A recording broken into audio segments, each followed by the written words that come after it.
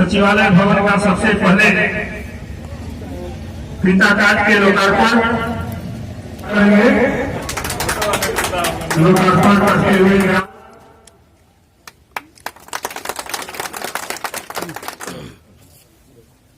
बाबा साहब अमर रहे, अमर रहे, अमर रहे। बाबा साहब अमर रहे, अमर रहे, अमर रहे। करुणा हो, करुणा हो, बुद्ध की करुणा हो, करुणा हो, करुणा हो, बुद्ध की करुणा हो। करुणा हो, करुणा हो।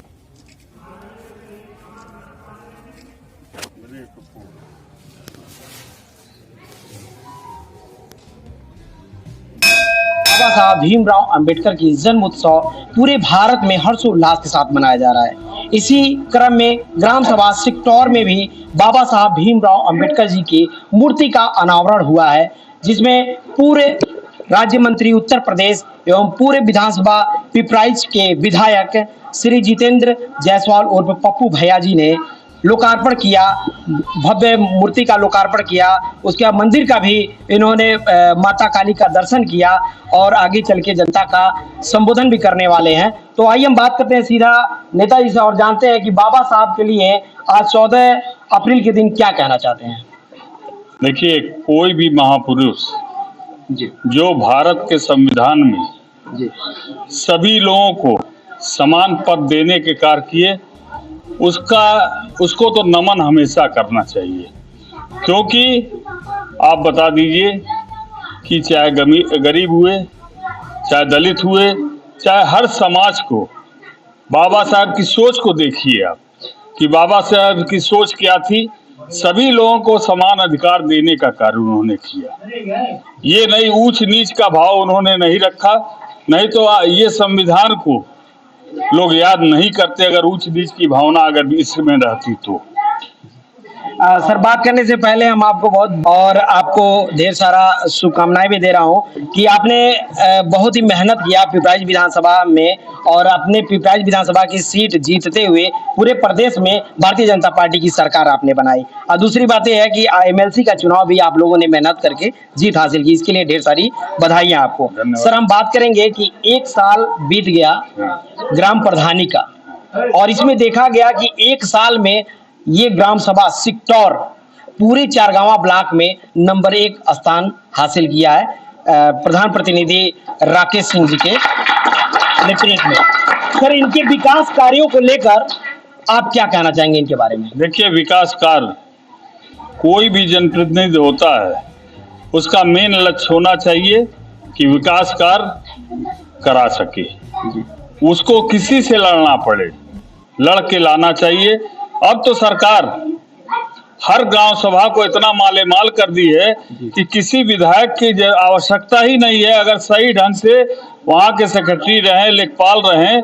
जैसे कि आप देखिए कि आज भी गरीब आदमी, अभी मैं आ रहा था तो एक बुढ़िया कही हमारा पेंशन करा दीजिए, तो अभी यही बात हो रही थी तो लोगों ने बताया कि यहाँ के लेखपाल कुछ इस तरह का कार्य कर रहे हैं कि जिससे कि गरीबों का आय प्रमाण पत्र नहीं बन पा रहा है, उससे उनके पेंशन के कार्य में व्यवधान पैदा हो रहा है।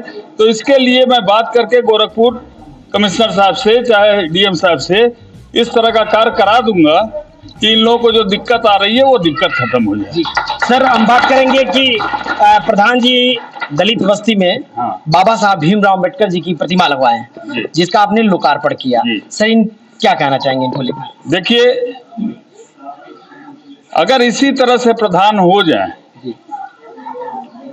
क्योंकि कोई भी जनप्रतिनिधि अगर ये सोच ले कि हमें जनता की सेवा के लिए हम आए हैं और जनता की सेवा करना है, मुझे एक लक्ष्य बना ले जी, क्योंकि हर आदमी मजदूर है।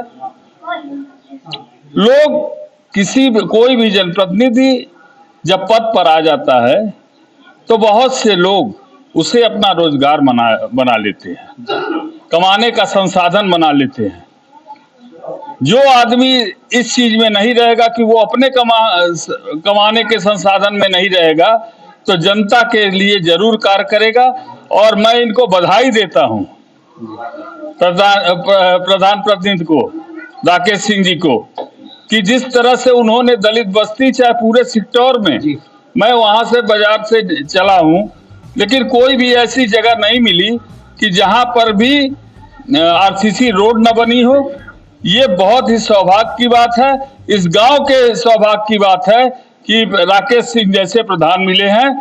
और मैं एक चीज और कहना चाहूंगा कि जनता जो है, जब कोई चुनाव आता है तो भ्रमित हो जाती है, चाहे खाने में पीने में, चाहे धन के लालच में आ जाती है।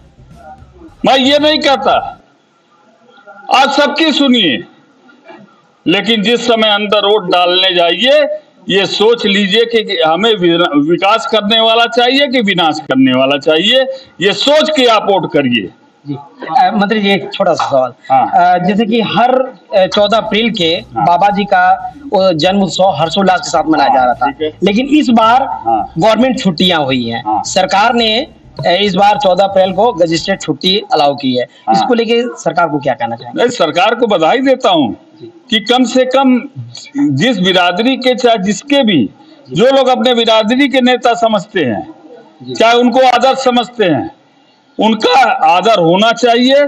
चाहे गांधी जी का हुआ, चाहे बाबा भीमराव अंबेडकर जी का हुआ, चाहे जो भी समाज के वरिष्ठ लोग हैं जिनसे हमारा समाज के अगुआ थे, चाहे रहे हैं, उनके कार्यकाल में, अपने समय में, तभी तो हमारे समाज के लोग याद करेंगे कि मेरे पुरखे इस तरह के कार्य करते थे, आज हमें भी उस पर चलने का अनुसरण प्राप्त होगा।